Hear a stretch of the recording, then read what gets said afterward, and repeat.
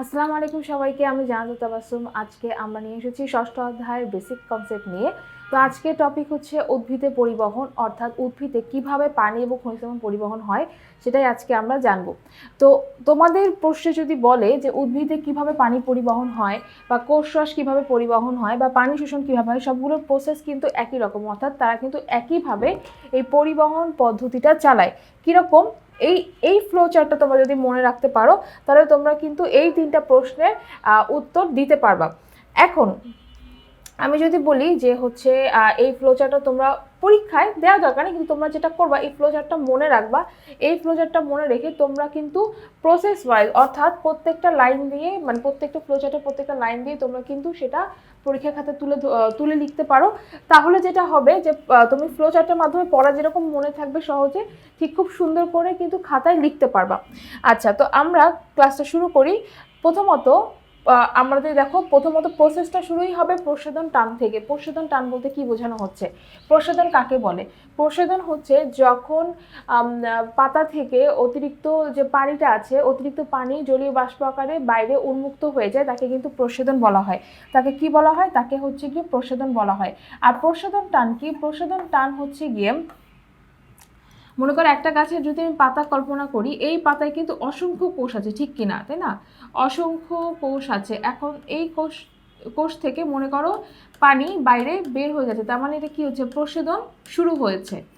প্রস্বেদন শুরু হয়েছে, অর্থাৎ এই কোষ থেকে যখন পানিটা জলীয় বাষ্প আকারে বাইরে বের হয়ে যাচ্ছে তখন প্রস্বেদন স্টার্ট হয়েছে। তো এই যে প্রস্বেদন স্টার্ট হলো, তখন কি হচ্ছে? এখানে কিন্তু তার মধ্যে পানিটা নাই, কারণ পানি অলরেডি বের হয়ে গেছে এই কোষ থেকে। এখান থেকেই কিন্তু প্রস্বেদন টান শুরু, অর্থাৎ এখান থেকে কিন্তু প্রস্বেদনটাই স্টার্ট হচ্ছে, এটা কি প্রস্বেদন টান বলছে। তো এই প্রস্বেদন টানের ফলে কি হয়? এই যে পাতার কোষে ব্যাপন চাপ ঘাটতি দেখা যায়। কি হয়? ব্যাপন চাপ ঘাটতি দেখা যায়। তোমাদের বইতে ব্যাপন চাপ ঘাটতির সংজ্ঞা আছে। কি সংজ্ঞা? তোমরা একটু বইটা বের করে দেখো।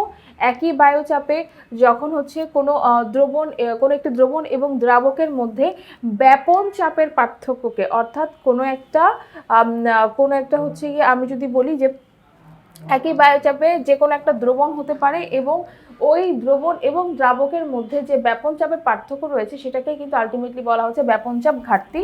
এখন এই যে পানিটা যখন বের হয়ে যাচ্ছে, এই জায়গাটাতে কি তৈরি হয়? এই জায়গাটাতে ব্যাপন চাপ ঘাটতি তৈরি হয়, অর্থাৎ এখানে দ্রবণ এবং দ্রাবকের মধ্যে, দ্রাবক বলতে পানি, এদের মধ্যে ব্যাপন চাপের ঘাটতি দেখা যায়, ঠিক কিনা? আচ্ছা, ব্যাপন চাপের ঘাটতি দেখা গেল। এখন এই যে যখন এখানে পানিটা নাই তখন কি হয়? এইটা হচ্ছে পাশের কোষ থেকে পানিটা টেনে নিবে, কারণ ওর মধ্যে পানিটা নাই, তাকে পাশের কোষ থেকে পানিটা টেনে নিতে হবে। এই পাশের কোষ থেকে পানি এই কোষের দিকে ধাবিত হবে।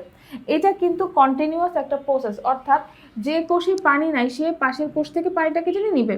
তাহলে যখন ও পানিটা টেনে নিবে, এর মধ্যে পানি আছে, তাহলে এর মধ্যে পানি নাই, তখন সে কি করবে? এই পাশের কোষ থেকে তখন সে আবার পানি টেনে নিবে। তার মানে কি? এই যে পাশের, যখন একটা কোষে পানি থাকবে না তখন সে পাশের কোষ থেকে পানিটা এভাবে টেনে নিতে থাকবে, এবং যখনই পানি যখন আরেকটা কোষে যায় তখন ওই কোষটাতে কি দেখা যায়? ব্যাপন চাপ ঘাটতি দেখা যায়।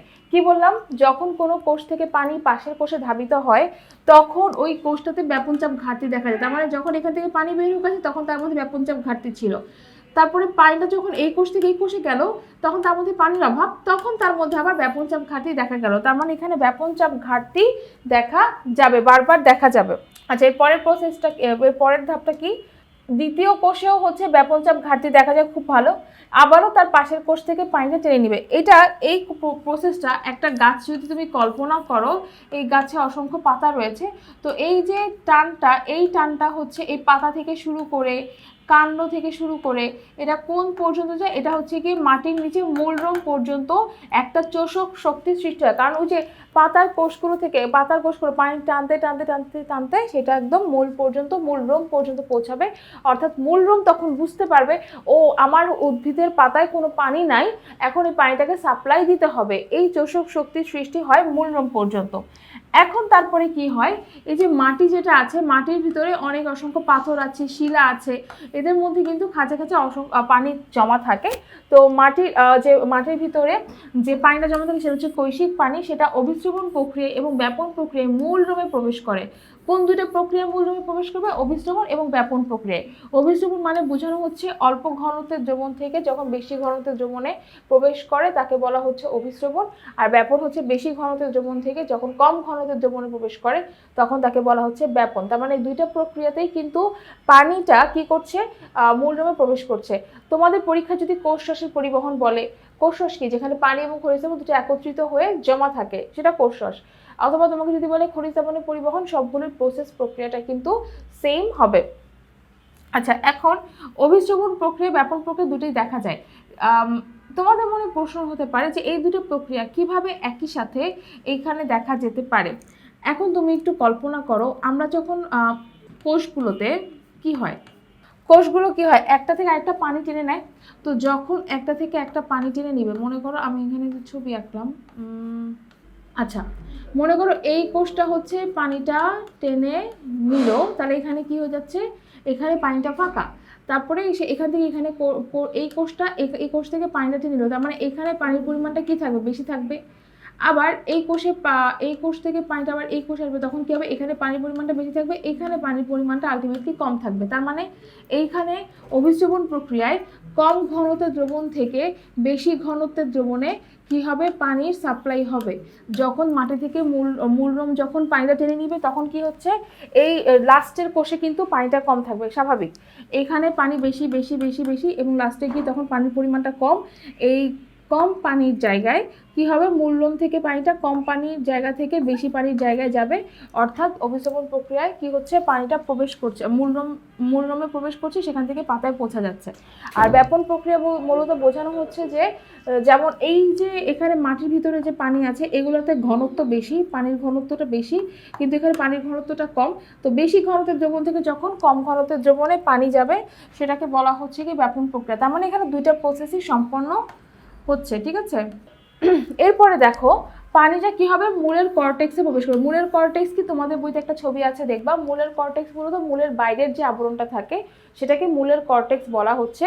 তো প্রথমত মূলের কর্টেক্সে প্রবেশ করবে, তারপরে পানি হচ্ছে অন্তত্বক এবং পরিচক্র হয়ে, এটা তোমাদেরকে আমি একটা ছবি দেখাবো, দেখলে বুঝতে পারবা। অন্তত্বক এবং পরিচক্র হয়ে পরিবহন টিস্যু গুচ্ছে পৌঁছায়। পরিবহন টিস্যু গুচ্ছে বলতে বোঝানো হচ্ছে যে জাইলেম টিস্যুতে পৌঁছাচ্ছে, তাহলে জাইলেম টিস্যু কি করবে? উদ্ভিদের পাতায় পৌঁছে যাবে। তা পানির অন্তত্বক এবং পরিচক্রে পৌঁছাবে, তারপর পরিবহন টিস্যু গুচ্ছে পৌঁছাবে। তারপরে জাইলেম যে টিস্যু আছে, জাইলেমের চারটা tissue, vessel, tracheid vessel, xylem parenchyma, xylem fibre. তার মধ্যে ভেসেল টিস্যুর মাধ্যমে পানি কোথায় যাবে? পানি হচ্ছে গাছের উপরে যাবে আর পাশের দিকে প্রবাহিত হবে। এরপরে বিভিন্ন শাখা প্রশাখা হয়ে উদ্ভিদের পাতায় পৌঁছে যাবে। তার মানে বিভিন্ন শাখা প্রশাখার মাধ্যমে পানিটা কোথায় হবে? উদ্ভিদের পাতায় পৌঁছাবে, যেখানে তোমার পানির পরিমাণটা কম সেখানে গিয়ে পৌঁছে যাবে। তাহলে এটা হচ্ছে পানির যে পরিবহন, সেটার প্রক্রিয়া। এই প্রক্রিয়াটা তুমি যদি মনে রাখো তাহলে পরীক্ষার খাতায় কিন্তু খুব সুন্দর করে লিখতে পারবা। এখন তোমরা যদি সৃজনশীল প্রশ্নে শুধু এই ফ্লোচার্টটা তুলে দাও তাহলে কিন্তু তোমরা ফুল নাম্বার পাবা না, কারণ কি? তোমার এখানে কথা বলতে হবে, এখানে কথা লিখতে হবে। তুমি এখানে যেটা লেখা আছে ধাপ ওয়াইজ তোমার মাথায় রাখবা, তুমি শুধু সেই জিনিসটা তুমি খাতায় লিখে ফেলবা, তাহলে কি হবে? সেটা খুব সুন্দর একটা প্রসেস বর্ণনা হয়ে যাবে। আর যদি তোমাদের বইতে যে ছবিটা আছে পানি শোষণ এবং পরিবহনের যে ছবিটা, সেটা যদি তোমরা দিতে পারো কোনো সমস্যা নেই, তুমি সেই ছবিটা দিলেও কিন্তু ভালো একটা মার্কস পাবা। যদি ছবিটা না দিতে চাও কোনো প্রবলেম নাই, ছবি ছাড়াই তুমি এই প্রসেসটা বর্ণনা করতে পারবে। এখানে দেখো একটা ছবি আছে, ছবিটা হচ্ছে এটা ইন্টারের বইতে ছবিটা আছে, এটাই আমি এখানে একটা ওয়েবসাইট থেকে দেখাচ্ছি। এই যে দেখো এখানে হচ্ছে মূলরূমগুলো আছে। মূলরূম প্রথমে হচ্ছে এই যে পানিটা গ্রহণ করে, যে মূলরূম পানিটা গ্রহণ করবে, করে এখানে বহিতক আছে, দেখছো মূলরূমের সাথে যে বহিতক, এই পানিটা বহিতক দিয়ে ভিতরে প্রবেশ করবে। এই যে আমরা এখানে যেটা দেখতে পাচ্ছি এটাকে বলা হচ্ছে বহিস্তর বা হচ্ছে কি কর্টেক্স। তার মানে আমি যেটা বললাম মূলের বাইরের যে স্তরটা সেটাকে কর্টেক্স বলা হয়। তাহলে এই যে অংশটাকে এটাকে বলা হচ্ছে বহিস্তর বা কর্টেক্স, এটা কিন্তু মূলের কর্টেক্স। তার মানে পানিটা কোথায় যাচ্ছে? পানিটা হচ্ছে মূলরূম থেকে তারপরে এই কর্টেক্সে প্রবেশ করছে, করার পরে তারপরে এই যে একটা সার্কেল দেখতে পাচ্ছ, এটা হচ্ছে কি আমরা যখন মূলটাকে প্রস্থচ্ছেদ করি, মানে মূলটাকে প্রস্থ বরাবর ছেদ করব, অনুবীক্ষণ যন্ত্রের নিচে দেখলে এটাকে এইভাবে দেখা যায়। এখন এই যে আমরা এখানে প্রথমে একটা সার্কেল দেখতে পাচ্ছি, এটার নাম কি জানো? এটার নামই হচ্ছে সেই অন্তত্বক, ঠিক আছে? এটার নাম কি? এটার নামই হচ্ছে সেই অন্তত্বক।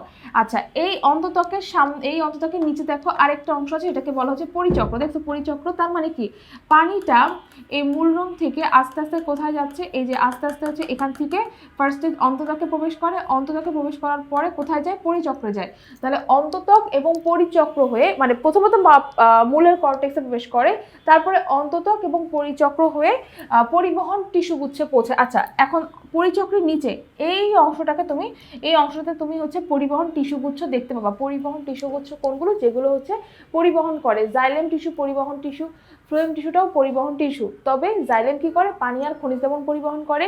ফ্লোয়েম টিস্যু কি করে? পাতায় যে খাদ্য তৈরি হয় সেই খাদ্যটাকে পরিবহন করে। তার মানে এখানে কোনো ফ্লোয়েমের কাজ থাকবে না, এখানে জাইলেমের কাজ থাকবে। এইখানে আমরা যে ছবিটা দেখতে পাচ্ছি এটা কিন্তু দুটেই হচ্ছে জাইলেম, পুরোটাই জাইলেম। তবে একটা হচ্ছে কি প্রোটোজাইলেম। এই যে দেখো ছোট ছোট যে কণা, ছোট ছোট যে জাইলেমগুলো আছে এগুলোকে প্রোটোজাইলেম বলে, আর একটু বড় সাইজের সেগুলোকে হচ্ছে কি মেটাজাইলেম বলে। দুটো মিলে আমরা কি বলছি? এটাকে জাইলেম বলছি। তার মানে এই পুরোটাই হচ্ছে কি জাইলেম। হ্যাঁ, তোমার বইতে প্রোটোজাইলেম মেটাজাইলেমের কথা বলা আছে, দেখবা যে লেখা আছে প্রোটোজাইলেম আর মেটাজাইলেমটা কি, 2 নম্বর অধ্যায় পড়লে পাবা। প্রাথমিক জাইলেম হচ্ছে যখন হচ্ছে কি অপরিণত অবস্থায় থাকবে, মানে প্রাথমিক অবস্থায় থাকবে, তখন সেটা প্রোটোজাইলেম। আর যখন হচ্ছে এটা পরিণত অবস্থায় থাকবে তখন সেটাকে মেটাজাইলেম বলা হয়। আচ্ছা, এখন তাহলে মানে জাইলেম টিস্যুতে প্রবেশ করবে, তার মানে এটাই হচ্ছে সেই পরিবহন টিস্যু, ঠিক আছে? এটাই হচ্ছে সেই পরিবহন টিস্যু, লিখলাম। আচ্ছা, গেল। তাহলে প্রথমত হচ্ছে মূলের কর্টেক্সে গেল, সেখান থেকে অন্তত্বক, তারপর পরিচক্র হয়, তারপরে পরিবহন টিস্যুগুচ্ছে পৌঁছায়, তারপরে জাইলেম টিস্যুতে পৌঁছায়, ঠিক আছে? আর এখানে ফ্লোয়েমের কাজ এখন না, ফ্লোয়েমের কাজ খাদ্য তৈরি করার পর। আর মজ্জা বা পিত্ত হচ্ছে এই জিনিসটা হচ্ছে মানে যখন মূলে প্রস্তুচ্ছেদ করা হয় সেখানে কিন্তু থাকে মজ্জা বা পিত্ত নামের একটা অংশ থাকে, যেটা হচ্ছে তোমার একদম এই যে সেন্টারে যে অংশগুলো আমরা দেখতে পাচ্ছি, এই অংশগুলো, এখানে তোমার এই অংশগুলোকে মজ্জা বা পিত্ত বলা হয়। মজ্জা বা পিত্ত হচ্ছে এটা কাণ্ডের কেন্দ্রে অবস্থিত। এটা কি করে? পানি এবং খাদ্য সঞ্চয় করবে। তাহলে এই ছবিটা তোমরা চাইলে স্ক্রিনশট নিয়ে রাখতে পারো, যাতে তোমাদের সুবিধা হয় পড়তে। তাহলে তোমরা যখন এই ছবিটা দিয়ে পড়বা তাহলে তোমাদের পড়াটাও ভালো মনে থাকবে। এখন আসি তারপরে সক্রিয় এবং নিষ্ক্রিয় শোষণের মধ্যে পার্থক্য। এই যে উদ্ভিদ মাটি থেকে যে পানি এবং খনিজ লবণ শোষণ করে সেটাকে দুই ভাগে ভাগ করা যায়। একটা হচ্ছে কি সক্রিয় শোষণ, আর একটা হচ্ছে কি নিষ্ক্রিয় শোষণ। সক্রিয় এবং নিষ্ক্রিয় শোষণের মধ্যে পার্থক্য কি? এখানে পার্থক্যটা সুন্দর করে লেখা আছে, আমি হচ্ছে কি দেখাচ্ছি তোমাদেরকে।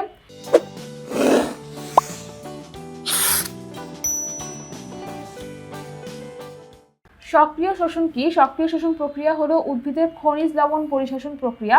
অর্থাৎ উদ্ভিদ কি করে? মাটি থেকে যে খনিজ লবণ শোষণ করে সেটাই হচ্ছে সক্রিয় শোষণ। আর হচ্ছে নিষ্ক্রিয় শোষণ হলো মূলরোম দিয়ে ইমবাইবিশন এবং অভিস্রবণ প্রক্রিয়া, যখন মাটি থেকে খনিজ লবণ শোষণ করা হয় তাকে নিষ্ক্রিয় শোষণ বলা হয়। তার মানে অটোমেটিক্যালি যখন হচ্ছে অভিস্রবণ এবং ইমবাইবিশন প্রক্রিয়ায় মাটি থেকে খনিজ লবণ শোষিত হবে সেটাকে নিষ্ক্রিয় শোষণ বলা হবে। সক্রিয় শোষণের নামে হচ্ছে কি সক্রিয় মানে দন্তা শতা, মানে এটা পজিটিভ কথাগুলো বলবো, এখানে কোনো না কথা থাকবে না। অর্থাৎ এখানে যা বলবো সব হ্যাঁ হ্যাঁ উত্তর হবে। যেমন সক্রিয় শোষণে কি বিপাকীয় শক্তির প্রয়োজন হয়? অবশ্যই বিপাকীয় শক্তির প্রয়োজন হয়। কেন? কারণ হচ্ছে কি সক্রিয় শোষণ, এখানে একটা এনার্জির প্রয়োজন হয়। যখন মাটি থেকে খনিজ লবণ তুলতে হবে সেখানে তোমার বিপাকীয় শক্তি ছাড়া এটা পসিবল না। আর নিষ্ক্রিয় শোষণের ক্ষেত্রে যখন অটোমেটিক্যালি ইমবাইবিশন এবং অভিস্রবণের যে ন্যাচারাল যে প্রক্রিয়াটা আছে, এই ন্যাচারাল প্রক্রিয়া যখন মাটি থেকে খনিজ লবণ শোষণ করে তখন বিপাকীয় শক্তির প্রয়োজন হয় না। কি হয় না? বিপাকীয় শক্তির প্রয়োজন হবে না, কারণ এখানে ইমবাইবিশন এবং অভিস্রবণ ন্যাচারাল প্রক্রিয়ার মাধ্যমে কিন্তু এই নিষ্ক্রিয় শোষণ প্রক্রিয়াটা ঘটছে। শ্বসন হার কি বৃদ্ধি পায়? অবশ্যই শ্বসন হার বৃদ্ধি পাবে। আর নিষ্ক্রিয় শোষণে শ্বসন হার বৃদ্ধি পাবে না, কারণ এখানে কোনো এনার্জি খরচ হয় না, এখানে বিপাকীয় শক্তির প্রয়োজন হয় না, এই জন্য শ্বসন হার বৃদ্ধি পাবে না। প্রসাধনের উপর নির্ভর করে সক্রিয় শোষণ, আর প্রসাধনের উপর নির্ভর করবে না নিষ্ক্রিয় শোষণ। এনজাইম ভূমিকা পালন করে, কারণ এনজাইম যদি না থাকে তাহলে কিন্তু হচ্ছে বিপাকীয় শক্তিটা প্রয়োজন হতো না। তো এনজাইম এখানে কাজ করে, তার নিষ্ক্রিয় শোষণের ক্ষেত্রে এনজাইম ভূমিকা পালন করে না। তার মানে এই সবগুলো কিন্তু না না না, নিষ্ক্রিয় শোষণের শব্দটাই শুরু হয়েছে ন দিয়ে, অর্থাৎ নেগেটিভ দিয়ে। তার মানে এখানে সব কিছু নেগেটিভ কথাগুলো আসবে। এরপরে আসি হচ্ছে গিয়ে প্রচ্ছেদনের মধ্যে পার্থক্য। প্রচ্ছেদন বলতে পত্ররন্ধ্রীয় প্রচ্ছেদন, কিউটিকুলার এবং লেন্টিকুলার প্রচ্ছেদন। তো প্রচ্ছেদন কাকে বলে? প্রচ্ছেদন হচ্ছে মাটি থেকে যে পানি উদ্ভিদ শোষণ করে সেই পানির দেখা যায় যে 1 থেকে 2% হচ্ছে উদ্ভিদ তার নিজের কাজে ব্যবহার করে। শ্বসন প্রক্রিয়া হোক বা হচ্ছে সালোক সংশ্লেষণ প্রক্রিয়া হোক ব্যবহার করে। আর বাকিটা হচ্ছে দেহের বাইরে হচ্ছে উন্মুক্ত করে দেয়, জলীয় বাষ্প আকারে পরিবেশে ছেড়ে দেয়। তো এই প্রক্রিয়াটাকে প্রস্বেদন প্রক্রিয়া বলা হয়।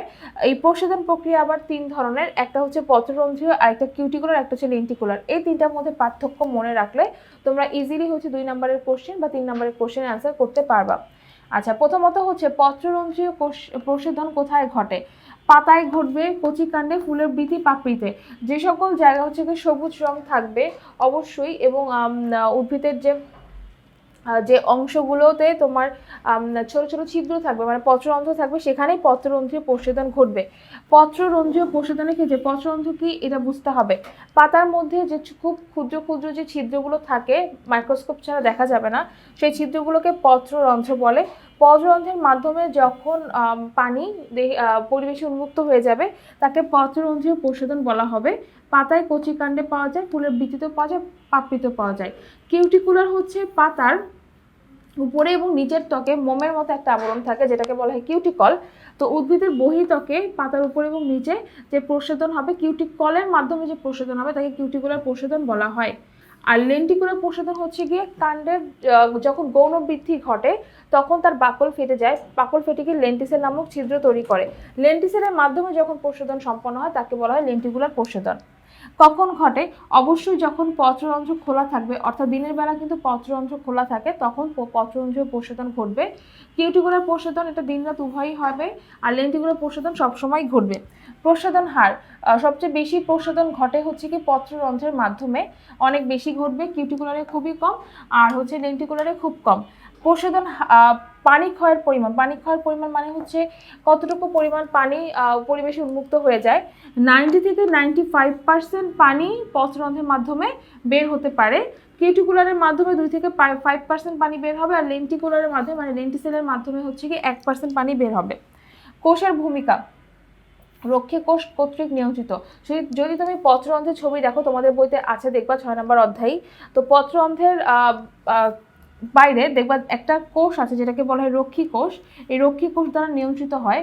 রক্ষী কোষ যখন সংকোচন বা প্রসারণ হবে, তার উপর নির্ভর করে পত্ররন্ধ্র খুলবে বা বন্ধ হবে।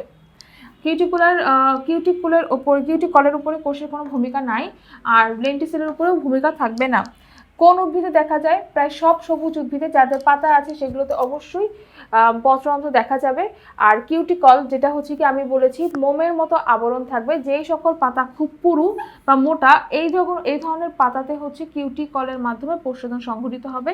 আর কাষ্ঠল উদ্ভিদে, যেটার মধ্যে কাঠটা হচ্ছে খুব মানে খুব শক্ত মজবুত হবে, খুব মোটা হচ্ছে কাণ্ড থাকবে, সেই কাষ্ঠল উদ্ভিদগুলোতে সাধারণত লেন্টিকুলার প্রস্বেদন ঘটবে।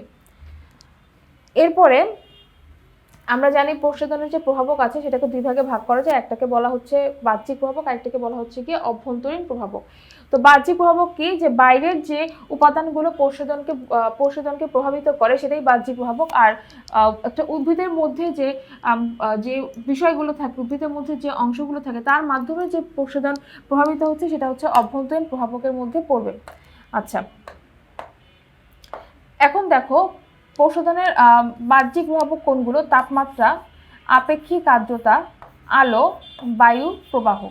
আর অভ্যন্তরীণ প্রভাবক হচ্ছে কি পত্ররন্ধ্র, পত্রের সংখ্যা, পত্রফলকের আয়তন, উদ্ভিদের বায়ব অঙ্গের আয়তন। তার মানে এখানে সবকিছুই হচ্ছে কি উদ্ভিদ রিলেটেড।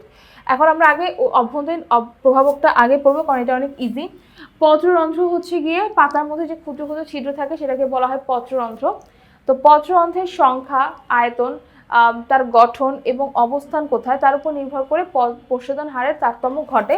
তবে যত বেশি পত্ররন্ধ্র থাকবে, তত বেশি পত্ররন্ধ্রের মাধ্যমে প্রস্বেদন সংঘটিত হবে। তার মানে পত্ররন্ধ্র বেশি থাকলে কি হচ্ছে? প্রস্বেদন বেশি হবে।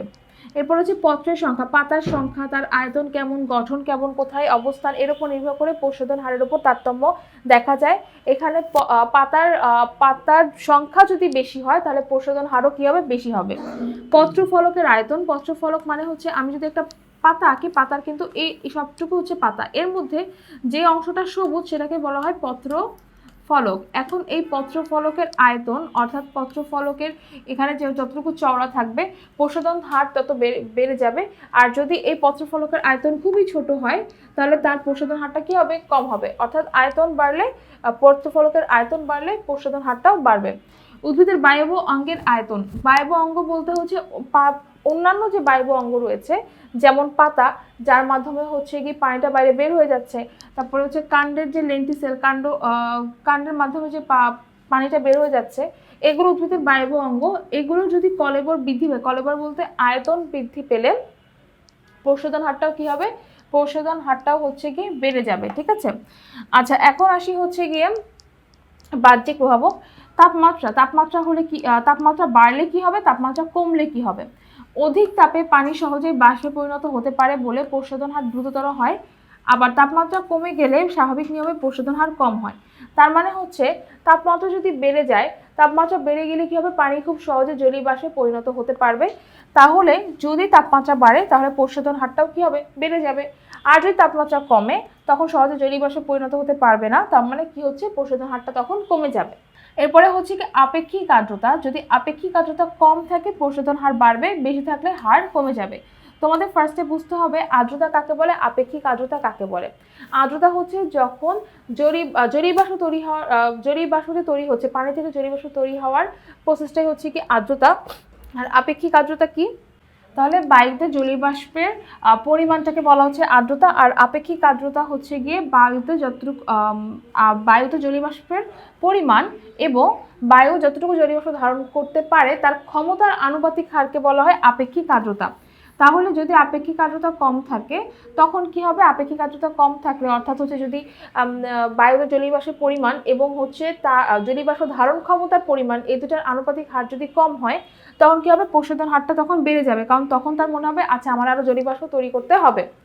আর যদি বেশি হয়, আপেক্ষিক আর্দ্রতা বেশি থাকলে তখন হার কমে যাবে, কারণ তখন বায়ুতে প্রচুর পরিমাণে জলীয় বাষ্প ধারণ ক্ষমতা, প্রচুর পরিমাণে জলীয় বাষ্প থাকার সম্ভাবনা কমে যায়। আচ্ছা এরপরে হচ্ছে কি আলো। আলো বলতে দিনের আলোর কথা বোঝাচ্ছে। আলোর তারতম্যের জন্য পত্ররন্ধ্রের আকারও হ্রাস বৃদ্ধি ঘটবে, প্রসাধনের হারও ওঠানামা তখন করবে। অর্থাৎ যদি আলোর তারতম্য হয়, যদি যখন দিনের বেলা প্রসাধন হারটা বেড়ে যায় কিন্তু রাতের বেলা প্রসাধন সেরকম হয় না। কারণ কি, কারণ দিনের আলোর কারণে পত্ররন্ধ্র খুলবে, বন্ধ হবে, কারণ তখন সালোক সংশ্লেষণ প্রক্রিয়া চলে। এই কারণে আলোর তারতম্যের জন্য পত্ররন্ধ্রের আকারেও হ্রাস বৃদ্ধি ঘটবে। এরপর হচ্ছে কি বায়ু প্রবাহ। বায়ুচাপ বৃদ্ধিতে বাষ্পীভবন ক্রিয়া হ্রাস পায়, ফলে প্রসাধন কমে যায়। আবার বায়ুচাপ কমে গেলে বাষ্পীভবন প্রক্রিয়া বৃদ্ধি পায় এবং প্রসাধনের হারও বেড়ে যাবে। যখন তরল পদার্থ থেকে জলীয় বাষ্পে পরিণত হবে বা গ্যাসীয় পদার্থে পরিণত হবে সেটাই কিন্তু বাষ্পীভবন প্রক্রিয়া। কিন্তু যখন বায়ুচাপ বৃদ্ধি পাবে, বায়ুচাপ বৃদ্ধি পেলে এই বাষ্পীভবন ক্রিয়া হ্রাস পায়, অর্থাৎ পানি থেকে যখন জলীয় বাষ্পে পরিণত হওয়া কমে যাবে। ফলে যদি কমে যায় তার মানে কি হচ্ছে, জলীয় বাষ্প যদি তৈরি হওয়া কমে যায় তখন প্রসাধনটা কিন্তু আলটিমেটলি কমে যাবে। আবার মনে করো বায়ুচাপ কমে গেল, বায়ুচাপটা যদি কমে যায় তখন হচ্ছে বাষ্পীভবন প্রক্রিয়া বেড়ে যাবে, অর্থাৎ তরল পদার্থ থেকে মানে পানি থেকে জলীয় বাষ্পে পরিণত হতে পারবে এবং তার ফলে প্রসাধন হারটাও কিন্তু বেড়ে যায়। অর্থাৎ আমরা এখানে একটু মাথায় রাখবো যে কোনটা কমে গেলে বেড়ে যাবে, কোনটা বেড়ে গেলে কমে যাবে। যে কোনো একটা জিনিস মনে রাখবো যে এখানে দেখো তাপমাত্রা কমে গেলে প্রসাধন কমবে, তাপমাত্রা কমলে প্রসাধন কমবে। আচ্ছা তাহলে আমি যদি একটা লিস্ট করি যে মনে করো যে প্রসাধন কমবে কার কার জন্য, প্রসাধন কমে, আমি যদি শর্টকাটে আমি লিখি তাপমাত্রা কমলে, মানে তাপমাত্রাতে সরাসরি সম্পর্কিত আপেক্ষিক আর্দ্রতা বাড়লে, তাহলে প্রসাধন কমে হচ্ছে তাপমাত্রা কমলে, আপেক্ষিক আর্দ্রতা যদি বাড়ে তাহলে কমে যাবে। আর হচ্ছে মানে শুধু এই একটাই হচ্ছে গিয়ে একটু অন্যরকম, যেটা হচ্ছে আপেক্ষিক আর্দ্রতা যদি বাড়ে তাহলে হচ্ছে প্রসাধন কমবে, আর বাকি সবকিছুই কমলে প্রসাধন কমবে। অর্থাৎ তাপমাত্রা কমলে, আলোর পরিমাণ যদি কমে, বাষ্পীভবন ক্রিয়া যদি কমে, অথবা আমি যদি একটু এই পাশে তাকাই যে অভ্যন্তরীণ প্রভাবক, যদি পত্ররন্ধ্রের সংখ্যা কমে যায়, পত্রের সংখ্যা কমে যায়, পত্রফলকের আয়তন যদি কম হয়, বায়বীয় অঙ্গের আয়তনও যদি কম হয় তাহলেও কিন্তু কি হচ্ছে, প্রসাধন কমে যাচ্ছে। তার মানে সব কিছুর ক্ষেত্রেই প্রসাধন কমবে, শুধুমাত্র একটা জিনিসের ক্ষেত্রে, সেটা হচ্ছে কি আপেক্ষিক আর্দ্রতা বাড়লে প্রসাধন কমে। এইটা হচ্ছে অন্যরকম, এইটা হচ্ছে ইউনিক। তোমরা যেটা করবা একটু বইতে লিখে রাখবা, স্টার চিহ্ন দিয়ে রাখবা যে প্রসাধন কমে কোনটা বাড়লে, কোনটা বাড়লে প্রশোধন কমবে? আপেক্ষিক আর্দ্রতা যদি বেড়ে যায়, তাহলে প্রশোধন হার কমে যাবে। এখান থেকে পড়ার জিনিস এটাই, শুধু কি পয়েন্টগুলো মাথায় রাখবা, তাহলে দেখবে তোমাদের পড়াটা ইজি হবে। তাহলে আশা করি আজকের ক্লাসে আমরা উদ্ভিদের পরিবহন, প্রশোধনের ডিটেলস সম্পর্কে জানলাম। তোমরা এই ক্লাসটা অনেক ভালো করে বুঝতে পেরেছো। তো পরবর্তী ক্লাসের জন্য তোমাদেরকে আমন্ত্রণ জানাচ্ছি। আজকে এখানেই শেষ করে দিচ্ছি। সবাই ভালো থাকবা, সুস্থ থাকবা। আল্লাহ হাফেজ সবাইকে।